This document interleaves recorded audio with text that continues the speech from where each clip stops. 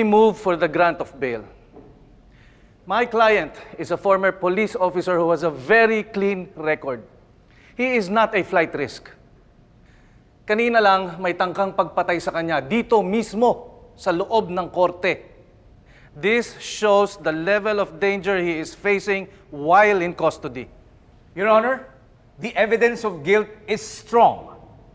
Ang baril na na-recover mula sa akusado ay nag-match sa ballistics ng bala na pumatay kay Ramon Orbos. Sandali, hindi ako pumatay kay Ramon. Order in court. And also, Your Honor, the alleged attempt on the life of the accused, while unfortunate, is not a legal ground for bail.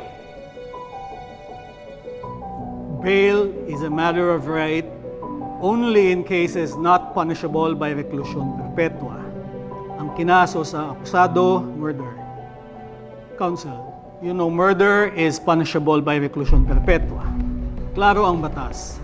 Bail is determined by the weight of the evidence and the nature of offense, not external threats.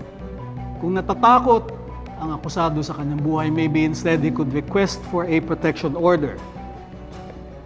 But granting the bail is discretionary upon the court, considering that the charge is punishable by reclusion perpetua.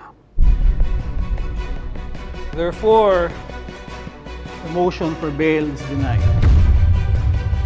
The accused shall be committed to the provincial jail effective immediately pending trial. So ordered.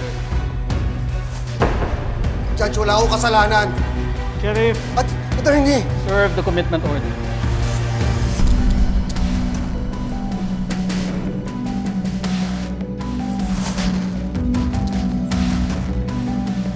Chris, ko na bahala sa pamilya ko. Ikaw na masabi sa kanila. Pero huwag mo sabihin yung nangyari sa akin kanina.